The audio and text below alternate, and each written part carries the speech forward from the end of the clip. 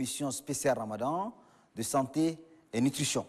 Nous allons vous entretenir aujourd'hui sur le sujet qui concerne donc la rupture du jeûne. Alors, comment rompre sainement le jeûne en période du Ramadan? Globalement, quand nous jeûnons de l'aube jusqu'au crépuscule, globalement 14 heures du temps, et pendant cette période, il faudra donc prendre des mesures, des précautions et surtout séquencer le repas pour éviter donc des conséquences fâcheuses.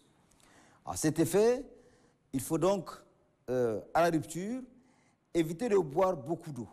Prendre juste un verre d'eau, puis après, prendre donc un bol de bouillie ou du lait ou encore des dattes pour permettre donc de reconstituer le glycogène, reconstituer l'énergie perdue pendant donc toute cette période de jeûne. Et donc à cet effet, il faut éviter les aliments lourds pour créer donc ce problème d'indigestion. Il faut donc un repos d'environ 1 heure du temps avant donc d'entamer le second repas. Le second repas doit être constitué de ces 3 grands groupes d'aliments.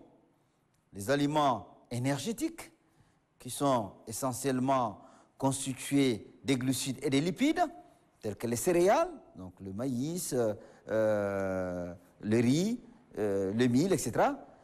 Et également des aliments énergétiques tels que les lipides et des aliments de construction qui sont constitués essentiellement des aliments riches en protéines, ça peut être la viande, ça peut être le poisson, etc.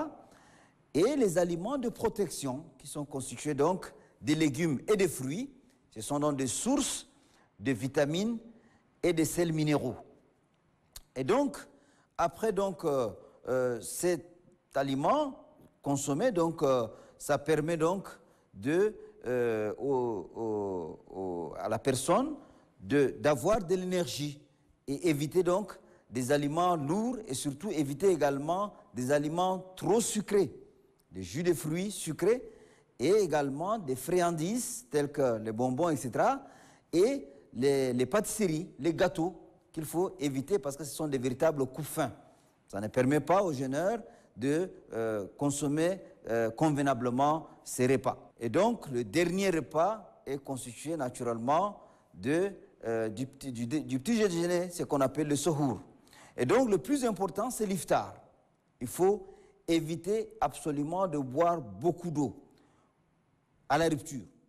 Pourquoi? Parce qu'à la rupture, en buvant beaucoup d'eau, on n'apporte à l'organisme ni glucides, ni lipides, ni protéines. Parce que dans l'eau, il n'y a ni glucides, ni protéines, ni lipides. Et donc, ce n'est pas une source d'énergie. L'eau est un milieu réactionnel. Tout simplement, ça permet des réactions métaboliques. Et c'est à ce titre qu'il faut donc éviter de boire beaucoup d'eau à la rupture. Mais au deuxième repas, il faudra donc boire beaucoup d'eau en ce moment, après avoir consommé le second repas. Il faut boire beaucoup d'eau pour réhydrater le corps, parce qu'on a perdu beaucoup de, surtout en cette période de chaleur. Et donc, c'est très important de réhydrater le corps après le second repas. Et après ce second repas, il faudra également faire une marche digestive. On ne doit pas consommer et s'étaler. Il faudra donc faire une petite marche digestive, prier, donc après la prière par exemple de Tarawih, ça permet également d'accélérer la digestion. Et donc ce sont des phases très importantes donc, au cours du jeûne. Comme je le disais tantôt, il faudra absolument éviter la consommation de jus de fruits en excès. Et il faudra privilégier par exemple la consommation de salades de fruits.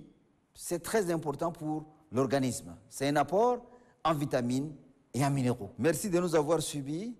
Ramadan Karim et à demain.